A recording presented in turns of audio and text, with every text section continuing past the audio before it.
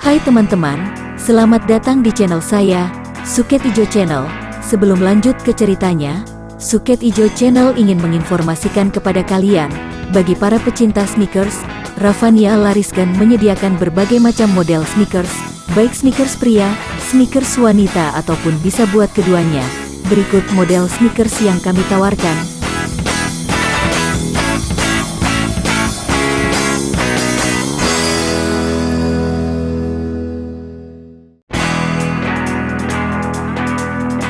Jika kalian tertarik, silahkan kunjungi toko kami Raffania Lariskan, dan link akan kami sertakan di deskripsi. Oke, kalau gitu mari kita lanjut ke ceritanya lagi. Toan Suong dan Ouyang Chi tinggal di pulau ini, menanam sayur-sayuran dan pohon buah-buahan. Hanya beberapa pekan sekali saja, Toan Suong atau istrinya naik perahu menuju ke daratan besar, untuk berbelanja keperluan hidup mereka. Mereka hidup dengan tenang di pulau teratai merah itu, sampai akhirnya terlahirlah seorang anak perempuan mereka yang diberi nama Toan Kim Hong. Dan mereka terus bertapa untuk memperdalam ilmu-ilmu mereka. Bahkan dari kitab kuno peninggalan orang sakti Dehu itu mereka berhasil menciptakan semacam ilmu yang hebat, yaitu ilmu silat yang mereka namakan Hokmo Sin Kun, ilmu silat penakluk iblis. Kim Hong tumbuh besar di pulau itu dan dengan penuh kasih sayang, ayah bundanya menggemblengnya dengan semua ilmu silat yang mereka miliki. Bahkan setelah anak itu berusia belasan tahun, ayah bundanya mengajarkan Hokmo Sin Kun yang merupakan ilmu inti mereka. Dari latihan ini Kim Hong maklum, bahwa betapapun juga, tetap saja ibunya memiliki tingkat yang lebih lihai daripada ayahnya. Kim Hong hanya mengenal orang-orang lain kalau diajak oleh ibunya berbelanja ke pantai laut di daratan besar. Akan tetapi anak itu tak menjadi canggung, bahkan karena ayahnya adalah seorang pangeran, maka dia pun mempelajari berbagai ilmu yang lain di samping ilmu silat. Dari ayahnya, gadis ini mempelajari ilmu kesusastraan, juga pengetahuan umum tentang sejarah dan sebagainya. Sedangkan dari ibunya, dia mempelajari seni musik yang menjadi keahlian ibunya pula. Demikianlah Kim Hong menjadi seorang dara terpelajar yang hidup terasing di pulau kosong itu. Malapetaka itu terjadi ketika Kim Hong berusia 14 tahun. Ketika Ouyang Chi pergi berbelanja di daratan besar, secara kebetulan, dia mendengar bahwa Kaisar sudah mengumumkan pengampunan bagi Pangeran Toan Suong. Berita itu secara kebetulan didengarnya dari para petugas di selatan yang tadinya bertugas menyelidiki dan mencari kemana menghilangnya pangeran buronan itu. Mendengar ini, dengan girang wanita itu cepat kembali ke pulaunya, lantas dengan terengah-engah saking tegang dan gembira hati yang selama bertahun-tahun menderita tekanan ini, dia menceritakan kepada suaminya. "Suamiku, engkau sudah bebas, engkau sudah diampuni dan tidak menjadi buronan lagi. Ah, kita tidak menjadi orang-orang pelarian lagi," kata istri itu dengan girang sekali. Akan tetapi, suaminya menyambut berita ini dengan alis berkerut dan sikap dingin saja, sama sekali tidak kelihatan girang, bahkan agaknya dia terheran menyaksikan kegirangan istrinya. "Abis, mengapa? Apa bedanya bagiku?" katanya dingin. Apa bedanya, suamiku? Besar sekali bedanya. Kita dapat segera pergi mengunjungi kota raja. Engkau seorang pangeran, bukan? Dan puteri kita akan dapat hidup selayaknya sebagai puteri seorang pangeran. Tidak, tiba-tiba saja Pangeran Toan Suong menggebrak meja sampai ujung meja itu pecah. Keluarga Kaisar adalah keluarga bangsawan yang busuk, pemeras rakyat jelata, sombong dan congkak. Aku tidak sudi menjadi anggota keluarga yang gila itu. Aku lebih senang tinggal menyepi di sini." "Tidak mungkin," Ouyang Chi cepat membantah dengan suara berteriak marah. "Engkau terlalu mementingkan diri sendiri, menyenangkan hati sendiri, tak ingat anak istri. Sudah belasan tahun aku menderita tekanan batin, menjadi istri orang tanpa menikah, menjadi istri seorang yang katanya pangeran akan tetapi hidup bagai pertapa di tempat terasing. Kini aku sudah tidak tahan lagi. Harus kutunjukkan kepada dunia bahwa aku adalah istri seorang pangeran, bukan istri seorang penjahat buronan. Harus kubuktikan bahwa Kim Hong adalah puteri pangeran terhormat, bukan gadis terlantar dari perkawinan yang tidak sah." engkau harus menuntut hak dan kedudukan di kota raja, mengangkat derajat anak sendiri dan istrimu. Minta hak dan kedudukan? Tidak sudi, aku tidak sudi menjadi pangeran. Kalau begitu, engkau seorang suami yang jahat, seorang ayah yang keparat. Percekcokan semakin menjadi-jadi. Setiap hari mereka bercekcok. Ouyang Chi menuntut agar mereka ke kota raja, agar mereka hidup sebagai keluarga terhormat dan mulia. Akan tetapi, Pangeran Toan Suong yang sudah membenci keluarga kaisar itu, tetap tidak mau menurut. Percekcokan makin memanas, membuat mereka menjadi mata gelap sehingga akhirnya suami istri yang hidup selama belasan tahun dengan saling mencinta, setia dan bahu-membahu dalam menghadapi segala kesukaran ini pun berkelahi. Kim Hong yang menyaksikan perkelahian itu hanya sanggup menangis. Segala jeritannya untuk melerai hanya sia-sia belaka. Suami istri itu adalah orang-orang yang memiliki ilmu kepandaian tinggi, maka tentu saja perkelahian itu amat seru dan dahsyat. Karena nafsu kemarahan dan kebencian sudah memenuhi batin, maka mereka pun lupa bahwa mereka adalah suami istri yang saling mencinta. Mereka saling serang seakan-akan menghadapi musuh besar yang harus dibinasakan. Sampai tidak kurang dari 500 jurus mereka berkelahi, saling serang, sampai kedua lengan mereka bengkak-bengkak dan biru-biru semuanya. Semua jurus ilmu silat mereka sudah mereka pergunakan, dan akhirnya mereka berdua sama-sama memainkan Hok Mo Sin Kun yang mereka ciptakan bersama. Bukan main hebatnya perkelahian ini dan akhirnya Kim Hong menjadi kesima. Diamatinya semua gerakan ayah bundanya, dan gadis ini seolah-olah melihat contoh-contoh gerakan yang amat sempurna, sehingga dia bisa melihat kekurangan-kekurangan dalam latihannya sendiri. Terutama sekali ketika ayah ibunya sama-sama memainkan Hok Mo Sin Kun, dia dapat meneliti setiap jurus yang dikeluarkan lantas otomatis kaki tangannya bergerak mengikuti mereka. Dara ini sampai lupa bahwa ayah bundanya itu sedang berkelahi mati-matian, bukan sedang memberi contoh kepadanya dalam latihan. Akhirnya terdengar keluhan dan tubuh Pangeran Toan Suong terpelanting. Ouyang Chi yang terengah-engah bagai kehabisan napas berdiri memandang dengan muka pucat dan basah oleh keringat. Sepasang matanya terbelalak dan ketika dia melihat suaminya rebah dengan mulut mengucurkan darah segar, dia menjerit lalu menubruk suaminya yang telah pingsan itu, menangis sesenggukan. Suaminya itu sudah kalah dalam perkelahian ini dan menerima pukulan maut yang amat hebat dari istrinya sendiri. Betapa banyaknya peristiwa yang terjadi antara Toan Suong dan Ouyang Chi, itu juga terjadi setiap hari di antara kita, di sekitar kita. Tentu saja bukan dalam bentuk adu silat sehingga seorang di antara mereka menggeletak dengan terluka parah, tetapi sedikit saja selisihnya. Sambil menangis, Ouyang Chi yang sekarang menyesal dengan perbuatannya sendiri itu kemudian memondong suaminya, dibawa masuk ke dalam rumah mereka.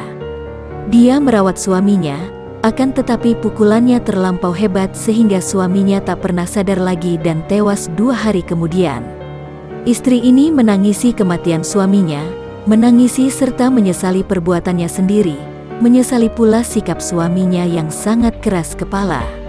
Sedangkan Kim Hong yang baru berusia 14 tahun itu hanya ikut menangis, dan kematian ayahnya di tangan ibunya sendiri itu membuat luka goresan mendalam di batinnya. Semenjak matinya Pangeran Toan Suong, Ouyang Chi hidup terbenam dalam duka. Dia menjadi sakit-sakitan dan dia melanjutkan penggemblengan putrinya seorang diri saja. Ia menurunkan semua ilmunya dengan tekun, dan ketika Kim Hong sudah berusia 18 tahun, Dara ini telah mewarisi semua kepandaian ayah bundanya. Bahkan sekarang dia lebih lihai dari ibunya. Akan tetapi, ibunya yang merasa bahwa malapetaka itu terjadi karena dia lebih lihai dari suaminya, lalu menyuruh putrinya bersumpah bahwa putrinya tidak akan melayani pria sebelum ada pria yang mengalahkannya. Jadi, dengan sumpah ini sang ibu menghendaki agar jangan sampai terulang seperti keadaan dirinya. Dia menghendaki supaya putrinya menjadi istri seorang pria yang mempunyai kepandaian lebih tinggi daripada Kim Hong, sehingga dengan demikian Kim Hong takkan dapat melakukannya dan akan menurut apa yang dikehendaki suaminya. Hal ini timbul dari penyesalan hatinya, karena akhirnya dia sadar bahwa suaminya benar. Selama hidup di pulau itu, Mereka cukup bahagia dan saling mencinta, sehingga kalau dia dahulu menurut kata-kata suaminya, tentu mereka bertiga masih dapat hidup rukun dan berbahagia di pulau itu. Demikianlah riwayatku, Tianxin. Tak lama kemudian, ibu meninggal dunia karena suatu penyakit yang menyerang jantungnya, tentu karena kedukaan hatinya, dan aku pun hidup sebatang kara di dunia ini. Sebelum meninggal, ibu berpesan kepadaku supaya aku tidak melupakan sumpahku, dan ibu pernah memperingatkan aku bahwa wajahku cukup cantik, sehingga tentu akan menarik banyak pria, dan karena jarang ada pria yang akan mampu mengalahkan aku, maka ibu menganjurkan agar aku memakai topeng menyamar sebagai nenek-nenek agar mengurangi gangguan dan godaan. Aku menurut saja, dan demikianlah, aku lalu memakai topeng dan meninggalkan pulau teratai merah. Tianxin mendengarkan dengan penuh perhatian dan dia merasa sangat kagum. Lantas muncullah Lam Xin yang merajai dunia Kang Ou di selatan, dan akhirnya engkau menjadi ketua dari Butek Kaipang. Tidak begitu mudah, jawab Kim Hong. Aku muncul sebagai seorang nenek tanpa nama. Karena melihat kepincangan-kepincangan dan kesewenang-wenangan para penjahat, aku lalu turun tangan membasmi mereka. Namaku mulai terkenal sebagai nenek tanpa nama atau mereka tadinya menyebutku Bubeng Kuibo, biang iblis tanpa nama, karena aku tak pernah mau mengakui namaku. Makin banyaklah golongan sesat yang menentangku dan aku membasmi mereka semua dari wilayah selatan ini. Akhirnya, sesudah tidak ada lagi yang berani menentangku, barulah aku mendapat julukan baru, yaitu Lam Xin. Dan engkau tundukkan Butek Kaipang yang tadinya dipimpin oleh Lem Tian Kaiong? Benar, aku melihat kedudukan perkumpulan itu yang besar dan kuat. Maka kukalahkan para pimpinannya dan Lem Tian Kaiong takluk kepadaku, mengangkatku sebagai kepala mereka. Akan tetapi tak lama kemudian Lem Tian Kaiong meninggal akibat luka-lukanya pada saat melawanku. Aku lalu mengangkat 3 orang ketua baru itu yang kulatih sedikit ilmu. Sementara itu aku lebih banyak bersembunyi, membiarkan mereka itu yang bekerja untukku. Dan sekarang, aku telah bebas. Betapa senangnya. Aku telah bebas dari topeng itu, bebas dari ikatanku sebagai Lam Xin. Kau sudah lihat tadi, Lam Xin sudah mampus, yang ada sekarang hanya Toan Kim Hong, seorang gadis yang bebas. Dan mencinta seorang pemuda yang bernama Cheng Tianxin, kata Tianxin sambil meraih. Kini Kim Hong membiarkan dirinya dirangkul. Kalau saja Cheng Tianxin juga mencintanya. Dengan sepenuh hatiku, kata Tianxin yang menciumnya. Gadis itu tidak menolak dan mereka lalu berpelukan dan bergumul di atas permadani rumput yang tebal itu. Demikianlah, 2 orang muda itu kemudian tenggelam di dalam lautan madu asmara yang memabukkan. Tianxin berusia 20 tahun dan Kim Hong berusia 22 tahun. Akan tetapi, mereka berdua sama sekali tidak mempersoalkan perbedaan usia ini. Yang mempersoalkan perbedaan usia hanyalah mereka yang mengikatkan diri dengan pernikahan. Dalam pernikahan ini selalu terdapat banyak kaitan-kaitan, syarat-syaratnya. Si calon suami harus lebih tua beberapa tahun daripada si calon istri, harus tidak ada hubungan keluarga, harus memenuhi syarat begini dan begitu. Namun 2 orang muda ini tidak terikat oleh apapun juga. Mereka melakukan hubungan karena dasarnya suka sama suka. Bahkan mereka itu pun hampir tak mempedulikan soal cinta dan tidak cinta. Mereka sama-sama suka untuk saling berdekatan, saling bercumbu, saling bermain cinta dan menumpahkan seluruh kemesraan di dalam hati masing-masing dan habis perkara. Mereka itu seperti binatang dalam hutan yang bebas melakukan apapun juga yang mereka kehendaki, tidak mengganggu orang lain, juga tidak ingin diganggu orang lain, tidak ingin diikat oleh peraturan-peraturan. Sampai 1 bulan lamanya mereka berdua hidup di dalam tempat yang sunyi itu, penuh madu asmara, penuh kemanisan yang membuat mereka lupa akan segala-galanya, bagai sepasang pengantin yang berbulan madu. Sebulan kemudian, mereka berdua mandi di sumber air tidak jauh dari pondok itu, mandi bertelanjang bulat seperti 2 ekor ikan, tanpa malu-malu karena di sana tidak ada orang lain kecuali mereka berdua. Melihat Tianxin duduk di atas batu, Kim Hong lalu berenang menghampirinya dan duduk di sebelahnya. Sinar matahari pagi menyentuh hangat di atas badan mereka yang basah. "Kim Hong, apakah kita akan begini terus selamanya?" tanya Tianxin. Dia memandang termenung ke air di bawah mereka yang jernih dan sejuk sekali itu. Kim Hong memandang pemuda itu dan tersenyum manis. Giginya berkilau tertimpa sinar matahari pagi. "Tentu saja, kenapa tidak? Bukankah kita amat berbahagia di sini? Apakah engkau tidak berbahagia bersamaku, Tianxin?"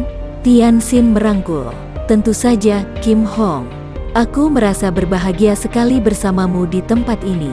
Akan tetapi, segala kesenangan itu lama-kelamaan tentu akan menimbulkan kebosanan, bukan?"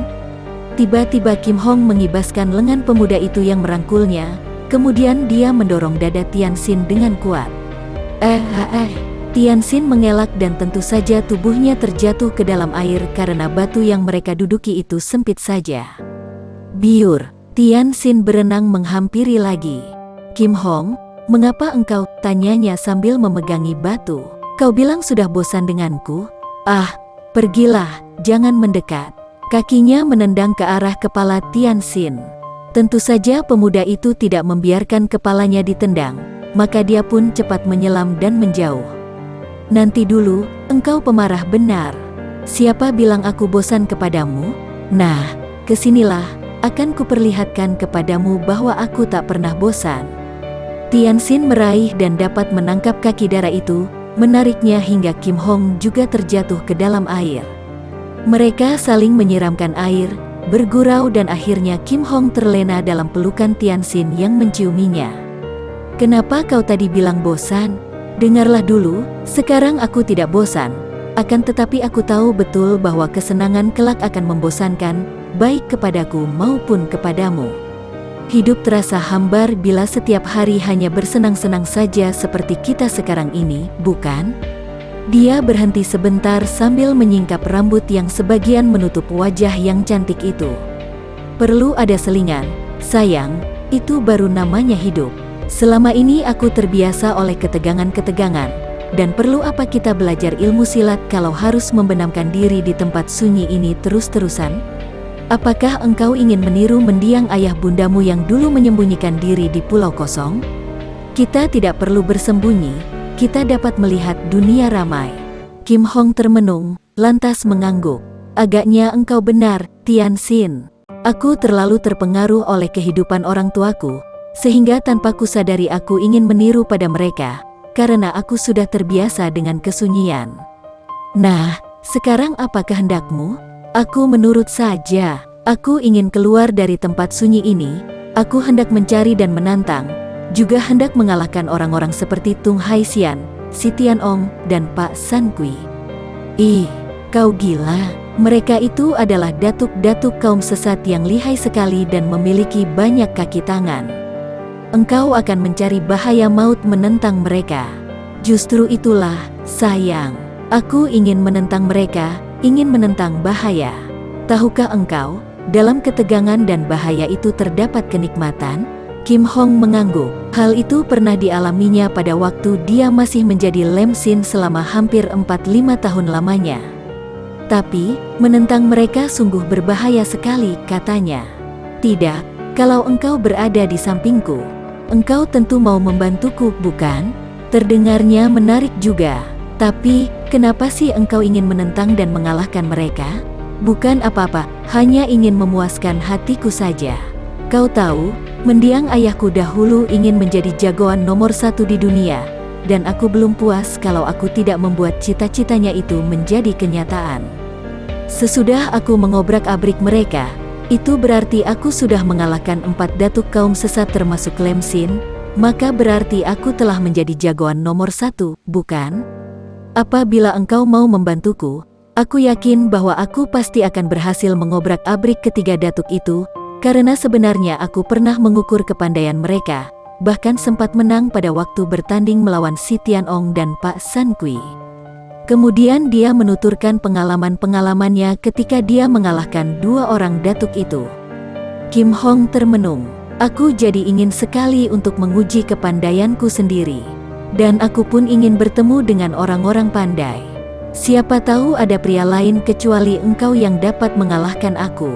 Kalau ada yang mengalahkan, bagaimana? Apakah engkau juga hendak menyerahkan dirimu kepadanya?"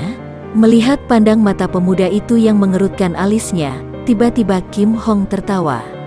Suara ketawanya lepas dan riang bebas, sehingga nampak deretan giginya yang putih dan goa mulutnya yang kemerahan. "Engkau seperti seorang suami pencemburu saja. Apakah engkau juga akan begitu setia kepadaku, tidak akan mendekati wanita lain?" Tianxin tertegun dan tidak mampu menjawab. Memang tidak ada ikatan apa-apa antara dia dan wanita ini. Mengapa dia mengajukan pertanyaan yang tolol dan berbau cemburu itu? Dia menarik napas panjang. "Kim Hong, terus terang saja, dulu aku suka sekali kepada wanita cantik dan rasanya aku ingin mendekati seluruh wanita muda yang cantik menarik. Akan tetapi, kalau ada engkau di dekatku seperti sekarang ini, aku tidak tahu apakah aku masih ingin lagi berdekatan dengan wanita lain." Dia mencium mulut itu. "Dan engkau bagaimana?" Kim Hong menggelengkan kepalanya dan tersenyum manis. "Mana aku tahu, aku belum memiliki pengalaman sebanyak engkau, dan engkaulah pria pertama yang pernah bergaul denganku." "Ih, kita jadi menyeleweng dari pokok pembicaraan. Bagaimana, Kim Hong, maukah kau menemani dan membantuku menghadapi para datuk itu? Hanya sebagai selingan hidup, untuk mencari kegembiraan. Bagaimana? Kelak kita masih dapat kembali ke sini lagi bila mana kita sudah bosan merantau. Mencari kegembiraan di antara cengkeraman maut? Ah, menarik juga. Baiklah, kalau aku merasa bosan, toh mudah saja bagiku untuk kembali ke sini lagi." Terima kasih Kim Hong.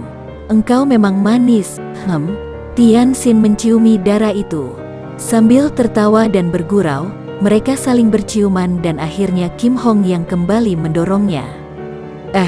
Apa perutmu kenyang hanya berciuman saja? Aku sih sudah lapar." "Lapar? Wah, setelah kau ingatkan, aku pun merasa lapar sekali. Tunggu apa lagi? Bubur telah menanti, dan daging ayam tim kemarin masih ada, tinggal memanaskan saja." Mereka tertawa-tawa seperti anak-anak lantas keluar dari sumber air itu, dan berlari-larian bagaikan anak-anak berlomba, kembali ke pondok dalam keadaan telanjang saja, seperti tadi ketika mereka berangkat untuk mandi di situ. Pada keesokan harinya, Tianxin dan Kim Hong berangkat meninggalkan tempat indah yang sunyi terasing dan terpencil dari dunia ramai itu. Mereka masing-masing membawa buntalan pakaian dan mereka berangkat dengan hati gembira dan bersemangat. Tianxin bersama Kim Hong lalu melakukan perjalanan ke Provinsi Qinghai.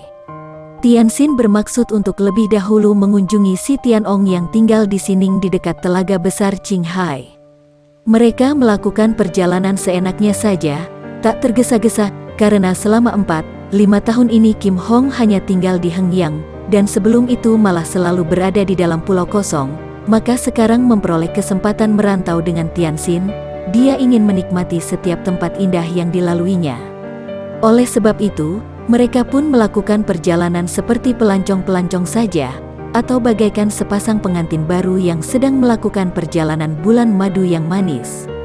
Mereka menginap di kuil-kuil kuno, namun kalau kebetulan di dalam kota, mereka menyewa sebuah kamar di rumah penginapan seperti suami istri. Akan tetapi, selama mereka melakukan perjalanan ini, mereka sering kali cekcok, biarpun lebih sering lagi mereka bermain cinta. Ada perbedaan atau bahkan pertentangan watak di antara mereka, yaitu keduanya sama keras dan tidak mau mengalah, tidak mau merasa kalah. Oleh karena inilah maka seringkali mereka cekcok, walaupun sebentar kemudian mereka sudah saling cium lagi, dan merasa di dalam lubuk hati mereka bahwa mereka itu saling mencinta dan menyayang. Selama dalam perjalanan itu Tianxin menceritakan kepada Kim Hong tentang keadaan si Tianong, tentang seluruh kelihayannya, rahasia-rahasia kepandaiannya, dan tentang kehidupannya seperti yang diketahuinya dari murid murtad datuk itu yang pernah menjadi kekasihnya, yaitu So Qianling. Dia menceritakan tentang kedua murid si Tianong itu, yaitu Chiang Gusik yang lihai, dan So Qianling yang sebenarnya bahkan lebih lihai daripada suhengnya itu. Dan memesan kepada Kim Hong supaya berhati-hati terhadap ilmu sihir si Tianong. Kiranya tingkat ilmu kepandaian silatmu tidak kalah kalau berhadapan dengan ilmu silatnya, karena kulihat engkau tak kalah lihai. Akan tetapi dalam ilmu sihir, engkau harus hati-hati, Kim Hong. Dulu aku pernah hampir celaka oleh ilmu sihirnya itu, yaitu sebelum aku menguasai ilmu sihir pula. Ih, sihir, ilmu apa sih itu? Mana bisa mengalahkan aku? Tiba-tiba Tianxin memandang kekasihnya itu dengan sinar mata tajam. Kenapa engkau memandangku seperti ini? Tiba-tiba saja Kim Hong yang melihat perbedaan pandangan mata itu berseru kaget. Namun terlambat karena dia sudah berada dalam kekuasaan sihir Tianxin melalui pandang matanya. Inilah ilmu sihir, Kim Hong. Sekarang bila engkau hendak melawan pun percuma, karena kedua tanganmu tidak dapat kau gerakkan. Tidak percaya? Cobalah, kedua lenganmu tak mampu bergerak. Di dalam suara Tianxin itu pun terkandung kekuatan sihir. Kim Hong tidak percaya dan dia lalu mencoba untuk menggerakkan kedua lengannya. Akan tetapi, benar saja. Kedua lengannya tidak dapat digerakkan sama sekali. Betapapun ia menjadi terkejut bukan main dan wajahnya menjadi pucat. Tianxin menggerakkan tangan ke atas dan berkata, "Aku akan menyerangmu dengan ciuman. Akan tetapi betapapun engkau hendak mengelak atau menangkis, engkau tidak sanggup menggerakkan semua bagian tubuhmu." Dan benar saja, Tianxin mendekatkan mukanya dan mencium bibir gadis itu. Kim Hong ingin mengelak, menarik mundur kepalanya, akan tetapi tidak sanggup. Tianxin tersenyum, lalu melepaskan pengaruh sihirnya dan berkata, "Kini engkau sudah biasa kembali dan mampu bergerak lagi." Kim Hong meloncat ke belakang, alisnya berkerut. "Ilmu siluman apakah ini?" bentaknya, akan tetapi dia benar-benar menjadi gentar. "Nah, itulah ilmu yang dikuasai oleh si Tianong, karena itu engkau harus berhati-hati terhadap kakek itu. Tianxin, kau harus ajarkan aku ilmu ini agar aku dapat melawannya." Tidak mudah Kim Hong, membutuhkan waktu yang lama dan ketekunan yang mendalam. Hanya bisa dipelajari apabila engkau mengasingkan diri bertapa. Kalau kita selalu saling berdekatan seperti ini, mana mungkin? Akan tetapi, selama di dalam perjalanan ini akan kuajarkan padamu bagaimana caranya agar engkau bisa menghindarkan diri dan menolak pengaruh sihir. Sebenarnya tidak cukup kuat, akan tetapi cukuplah untuk menjaga diri.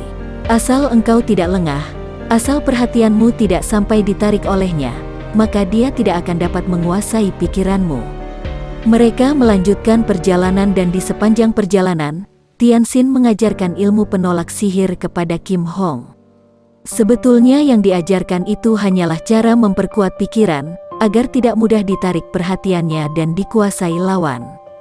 Dan karena Kim Hong adalah seorang gadis yang telah memiliki kekuatan hikang yang amat kuat, maka latihan seperti itu sangat mudah baginya dan sebentar saja dia sudah memiliki kekuatan pikiran yang cukup, sehingga perhatiannya tidak akan mudah diseret oleh lawan. Ketika mereka memasuki kota Sining, keduanya segera mencari kamar di sebuah rumah penginapan. Setelah menyimpan buntalan pakaian mereka di dalam kamar, Tianxin lalu mengajak kekasihnya untuk berpesiar di telaga Qinghai yang amat luas itu. Hari masih belum panas benar ketika mereka tiba di telaga. Mereka menyewa perahu lalu dengan gembira mereka berperahu di telaga, di antara perahu-perahu para pelancong.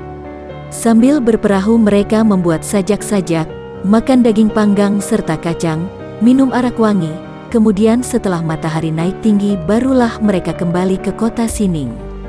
Hari telah menjadi sore ketika mereka tiba di rumah penginapan itu. Sama sekali mereka berdua tidak tahu bahwa banyak pasang mata dengan diam-diam memperhatikan mereka berdua sejak mereka berperahu di telaga. Tentu saja yang mengamati mereka itu adalah para anak buah si Tianong. Dengan cepat si Tianong diberitahu oleh anak buahnya tentang kehadiran Cheng Tianxin di kota Sining. Sejak dikalahkan oleh Tianxin, datuk wilayah barat ini menaruh dendam yang amat besar sekali. Dia merasa penasaran dan amat membenci pemuda itu, terus mencari kesempatan untuk dapat bertemu lagi, dan menebus kekalahannya dengan menghancurkan pemuda itu. Kini, seperti ikan mendekati umpan, tanpa dicari pemuda itu sudah muncul, bersama seorang gadis cantik. Inilah kesempatan terbaik baginya. Cepat si Tianong mengumpulkan semua murid serta pembantunya. Tentu saja murid kepala Chiang Gusik bersama sumoinya yang telah menjadi istrinya, So Qianling, hadir pula. So Qianling yang pernah mengkhianati gurunya ketika menjadi kekasih Tianxin, kemudian menerima hukuman dibikin remuk kedua pergelangan tangannya, dan kemudian nyaris dibunuh gurunya itu kini sudah menjadi murid yang setia lagi. Gurunya tidak mau lagi mengganggunya, karena wanita itu sudah menjadi istri Chiang Gusik, pria yang amat mencinta sumoinya ini. Selain 2 orang murid yang pandai ini, juga hadir pula 5 orang murid lain yang belum lama ini digembleng sendiri oleh si Tianong. Mereka ini adalah 5 orang lelaki yang usianya hampir 50 tahun, dan yang terkenal dengan julukan Qinghai Enjio Liong, 5 naga Qinghai. Biarpun tingkat kepandaian mereka masing-masing tidak setinggi tingkat So Qianling maupun Chiang Gusik, akan tetapi bila mana kelima orang ini maju bersama, mereka dapat membentuk barisan yang sangat kuat, sehingga Chiang Gusik dan So Qianling berdua saja belum tentu dapat mengalahkan mereka. Bagi teman-teman yang menyukai video ini, silahkan subscribe, share, and like. Jangan lupa nyalakan bunyi loncengnya untuk mendapatkan video-video terbaru dari kami, agar kami terus bersemangat dalam membuat video-video yang menarik. Mohon maaf kalau masih banyak kesalahan di sana-sini. Semoga kedepannya kami bisa lebih baik lagi. Terima kasih.